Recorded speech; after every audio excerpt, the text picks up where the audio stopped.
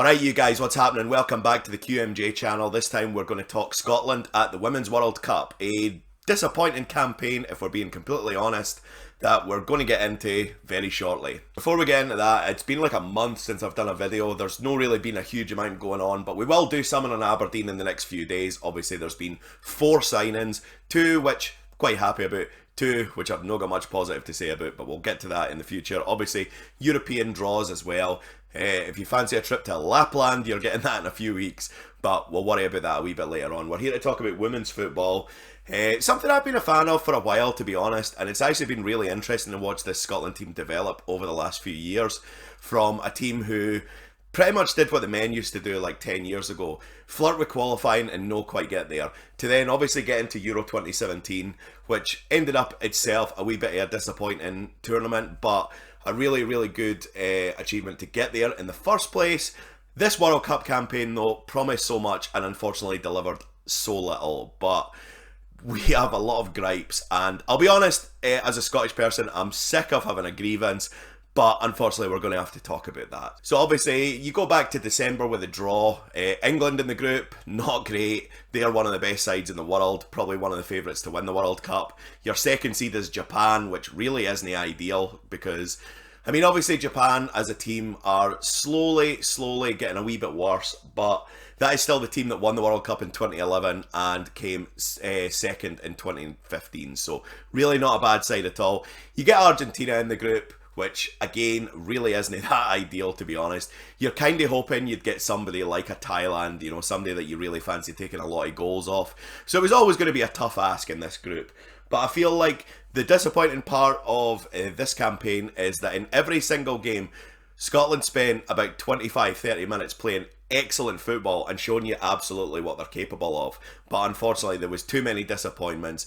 It started off in the England and Japan game with some brutal first half performances, and then unfortunately the collapse against Argentina. The England and Japan game are kind of the same. We struggled in the first half, found ourselves 2-0 down, really not playing particularly well, waited until there was about 25 minutes left on the clock to start playing some football, went forward, eventually got a goal back, didn't create another chance after that. So that was obviously really, really frustrating. But I think we've got to take this in 2 ways. One, the opening game of Euro 2017 was England as well. We got beat 6-0 and honestly did not belong on the same park as them. Like that game at Euro 2017 was an absolute roasting. And like England were just so far ahead of Scotland in that game, it was unbelievable. And I think that was like a real wake-up call that if Scotland are going to qualify for tournaments, that's what you're going to go up against. If you compare that game 2 years ago to the game a couple of weeks ago, it was night and day. Yes, England were by far the better side in the first half. Like, they completely dominated that first half, but Scotland showed that they could at least defend somewhat okay, and when they actually were able to come out and have a go, they looked pretty dangerous, and you certainly can't say that about the game 2 years ago. So the improvement, if you just look at those 2 games, was massive, and that was really, really positive for the rest of the tournament. Unfortunately, though, that Japan game was just really, really flat. I didn't see Japan as a team on the same level as England, but unfortunately we made them look like that. I think the major thing that came out of the Japan game was kind of a little bit of a battle between Shelley Kerr and Hope Solo. And like, I know Hope Solo from like, you know, years and years of just complaining about the USA program and generally being a bit crazy, but I think Hope Solo was actually kind of on the money, to be completely honest. I felt that like Kim Little and Erin Cuthbert were playing too far apart, and it really, really made it difficult for Scotland to link up in that game. And the problem was Scotland were going forward in that game and really, really weren't a danger in that first hour. Whereas every time Japan came forward, they at least looked dangerous. They at least looked like they had a coherent game plan. And I'll be honest, in that Japan game, we really didn't have a coherent game plan for when we got up the park. And that was really, really frustrating for me. The biggest frustration, though, to be honest, in that game was that Claire Emsley sat on the bench. I thought Claire Emsley was the best player on the park, for Scotland anyway, in the first game. She was constantly dangerous. She did run into a few blind alleys in that game, but at the same time, I thought that she was really dangerous, and I thought that she never stopped working and eventually got rewarded with her goal. So to see her sitting on the bench against Japan was disappointing, and especially to see her come off the bench and make the impact that she did in that game. She completely turned that game on its head when she came on. Was really, really irritating that she sat on the bench for that game, because I thought, like I say, I thought she was excellent against England, and she completely changed the game when she came on. The third game against Argentina is just Scotland, you know what I mean? And like, I'll say this about the men's team, right? If we go back to the last campaign, World Cup 2018, I remember running into a mate before the Lithuania away game, and him saying he was really nervous about that game. And I wasn't, because I was convinced Scotland would win that game. And the reason being, we didn't have hope yet in that tournament, because we'd started off kind of poorly. I remember we'd drawn at home with Lithuania. We'd had another poor result that I can't really remember. I remember we got scudded in Slovakia. That was it. And it was just like, this campaign was going nowhere. But we knew at that point that if we won in Lithuania, then all of a sudden it was game on again. So I was convinced we would win that game. And of course we won it 3-0. And then, like, we've just seen it all before. We went on a nice wee run in that tournament, and then obviously it comes to the last game, and we laid the egg in Slovenia, and it was just typical. And I'll be honest, like, I was gutted at Lewandowski's equaliser, which would have been Euro 2016 qualifying. But honestly, that last game of World Cup 2018 qualifying, I'd seen it all before, and I was fed up, and like, honestly, it was just one of those things where you knew it was going to happen, so what's the point in getting upset about it? Whereas, like, this was a wee bit different, obviously, because I feel like this team had kind of avoided that Scottishness, that stereotypical Scottishness when it comes to international football. And I think the reason I feel like that was the Poland game in qualifying, because like, Scotland were superb in that Poland away game, and somehow found themselves 2-0 down in qualifying, and you're just thinking, here we go again. You know, like, the women are going to do what the men do. They're going to have a very, very good qualifying campaign, but they're not going to make it, and we're going to look at one specific game as to why. But to come back in the last 15 minutes and win that game 3-2, and I remember actually Scotland hit the woodwork at 2 each, and it was just like, that was the moment where it was like, This Scotland are just snake bitten. But I think it was Lisa Evans, if I remember rightly, scored the winner that day. And yeah, it was amazing, because that was the moment where I thought, you know, this team's going to go to the World Cup, and this team's going to be different to what we've seen for the last 20 years with the men. But obviously things go really, really wrong. So obviously yesterday, I thought the first half was really, really even. But Kim Little gets the goal. Cuthbert's shot saved. She has a swipe at it. It's obviously not a great finish on the second one, but it's gone right into the path of Kim Little, who's been able to redirect it really well and roll it in for 1-0. Second goal, cross for the right. Jen Beattie up like a salmon, heads it past the goalkeeper. And then the third, really good save for the Argentinian goalkeeper. Erin Cuthbert finally gets the goal in the tournament that she kind of promised, to be honest, with how good she is, and it surprised me it took that long for her to get it. And at 3-0, you're just thinking, this is fantastic. And you're thinking the only Scottish way for this to go wrong is that if results went against us today, because obviously at 3-0, goal difference was really, really good. And you're looking at today's games, and you're needing both games to go crazy for Scotland not to qualify. But then obviously the madness happens. The first goal, I've seen a lot of people talk about Jen Beattie being fouled in the build-up. I'll admit I didn't see that, and I don't know how early in the build-up that was. But the right back tucks in and leaves the space open for the simple through ball. It's rolled past the goalkeeper. And like I say, I'd like to go back and watch Beattie's foul, or the foul on Beattie, sorry, and see if there was a lot in that. But for me, the big disappointment there was the fact that I honestly felt like we just dealt with it so poorly, and we defended a counter-attack really, really badly, and gave them some hope. Now, the second goal is really unlucky. Now, again, I saw people talking, and there was a wee bit of a mix-up here. I was actually working last night, so in terms of like the full build-up to certain things, I didn't always see it. But the second goal, I actually feel for Leigh Alexander, because she's quite small for a goalkeeper. She's not actually I think she's taller than Gemma Fay, which is actually quite funny to think. But I thought it was actually a fantastic save.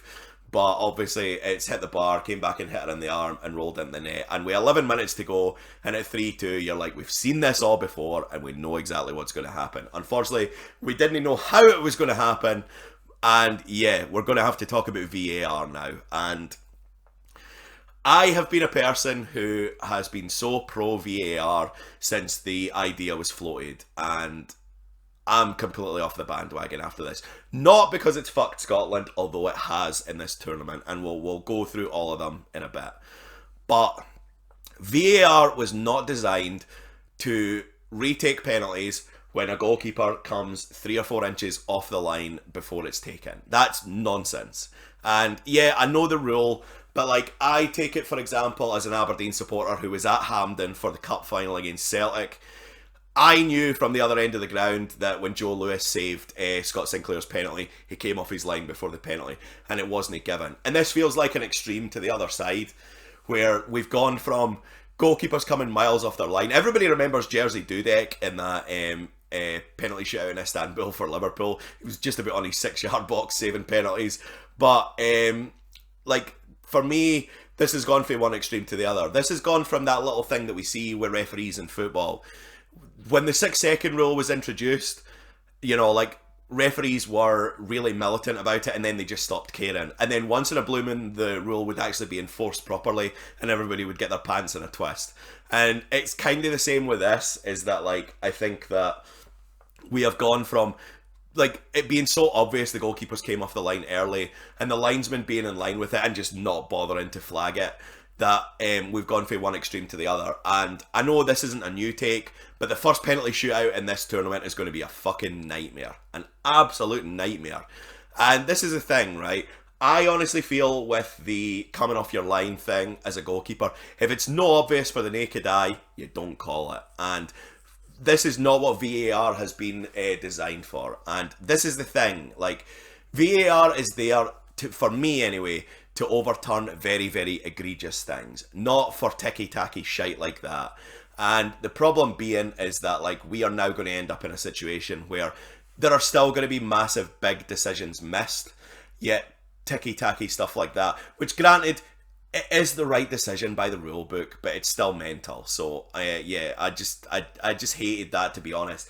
And I think the other reason I hate it is because we are now in a situation where I think football is unique to a lot of sports in that the scoring play, if you like, is as euphoric in football as it can be anywhere else.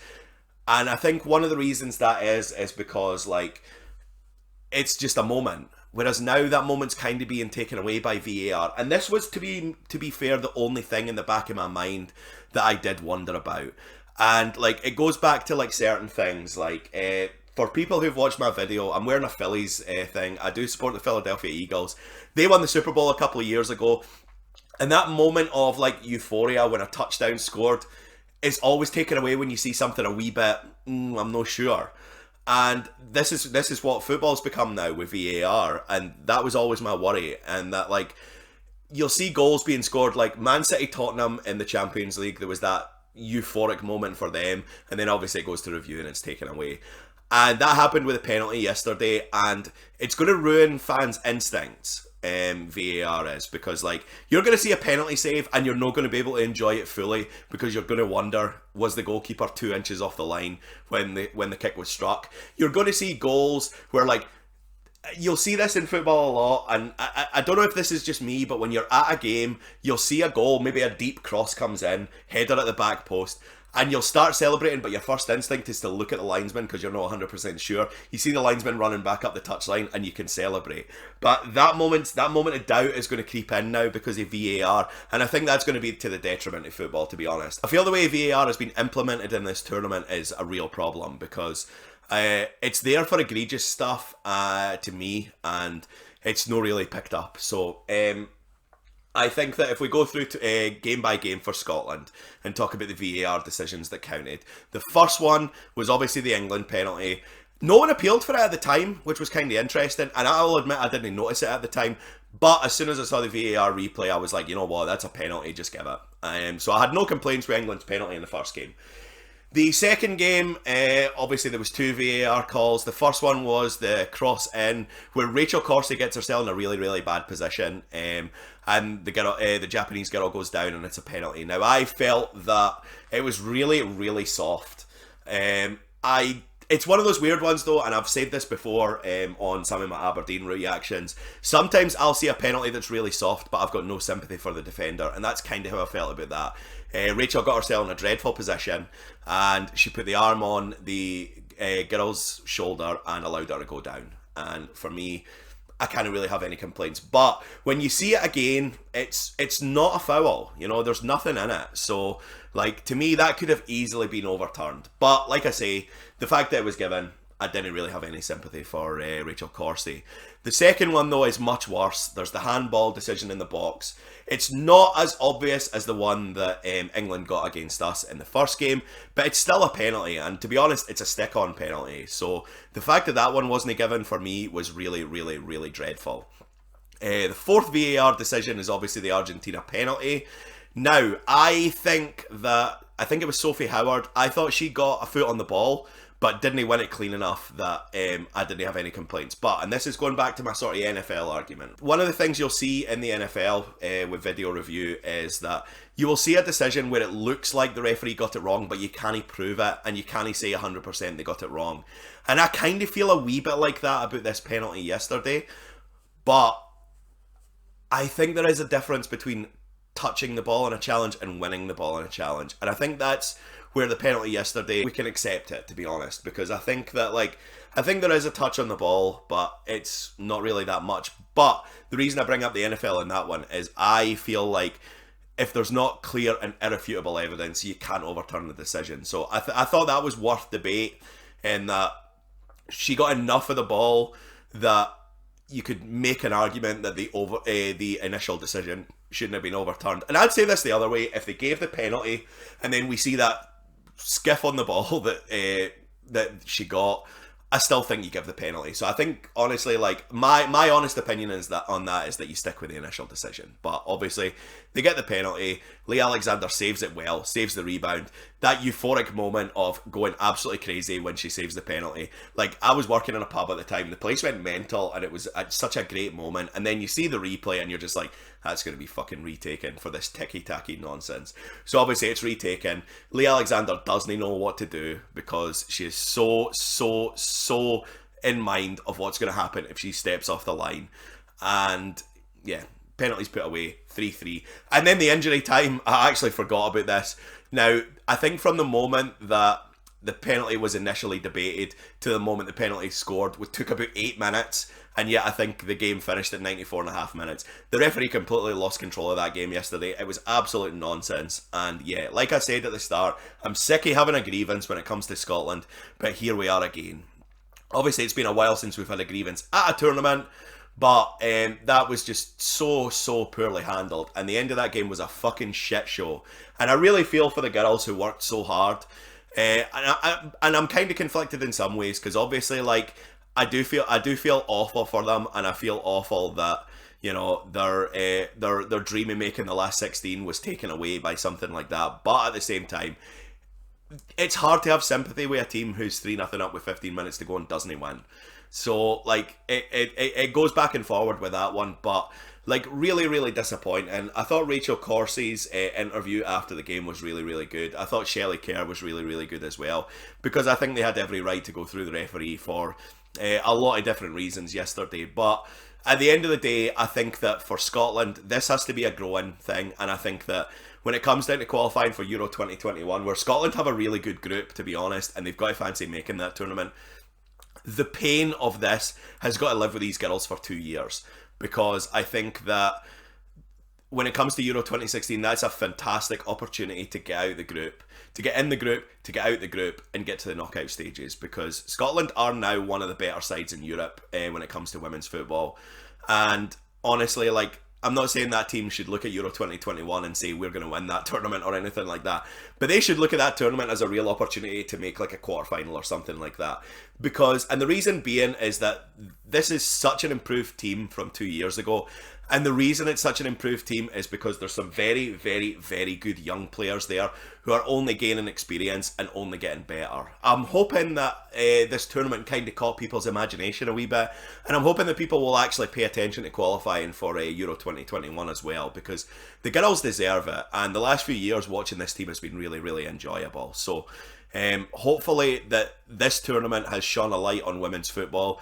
I'm hoping that the negatives that come out of the way the last 10-15 minutes went yesterday can be largely forgotten in some ways by the fan base, and people can look at what this team is potentially able to achieve.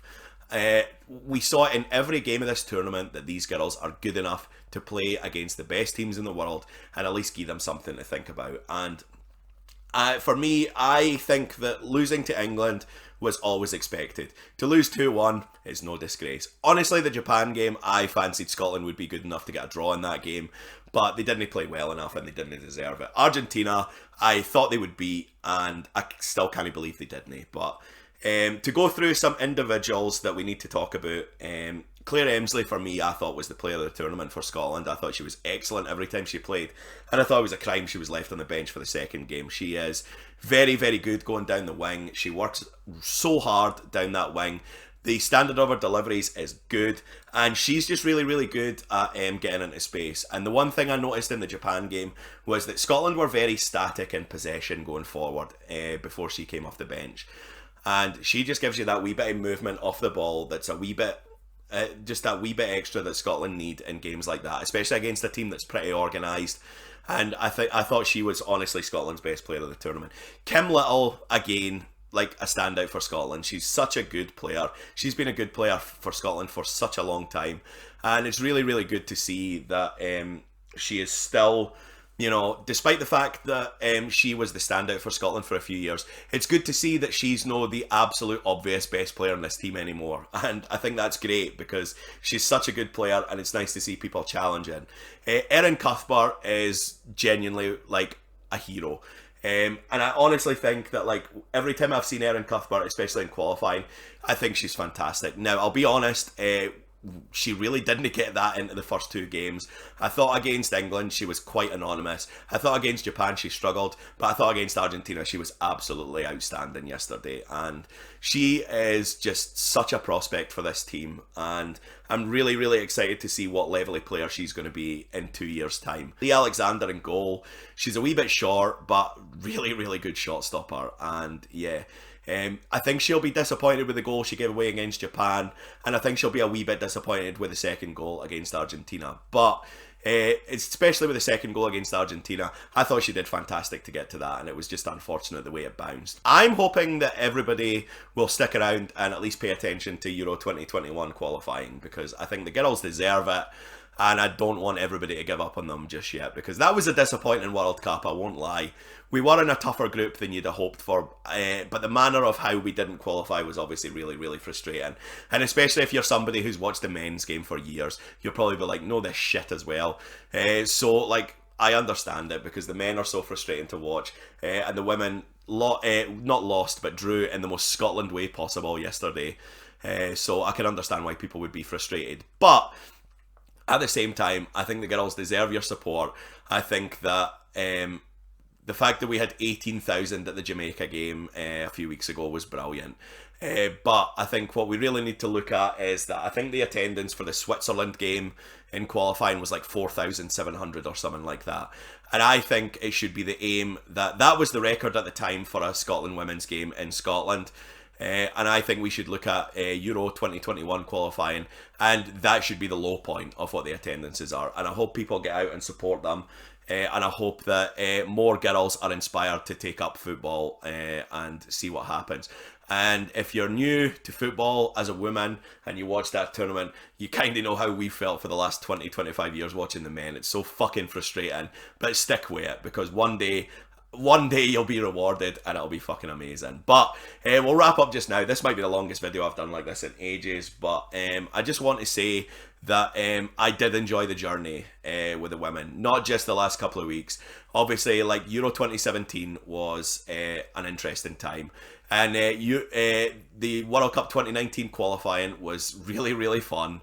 And then to get to the tournament, obviously it didn't go the way we wanted it to, but I can't pretend I can't pretend it didn't have fun, and I can't pretend I won't remember this tournament for a long, long time. So, best wishes to the girls going forward. We might do more videos like this in a while, and I will be back in the next few days with something about Aberdeen's signings and something about Aberdeen's European ties. But if you've enjoyed, hit the red button below and subscribe to the channel. We're getting close to 500 subscribers, which, to be honest, I never even thought about. So thank you to everybody who's subscribed so far, and if we can get that closer to 500, I will love you forever and a day. Like the video as well, which helps to get out there, and if you know anybody who'd enjoy this video or get anything for it, share it with them. I've been QMJ. Enjoy your day. I'll talk to you again sometime.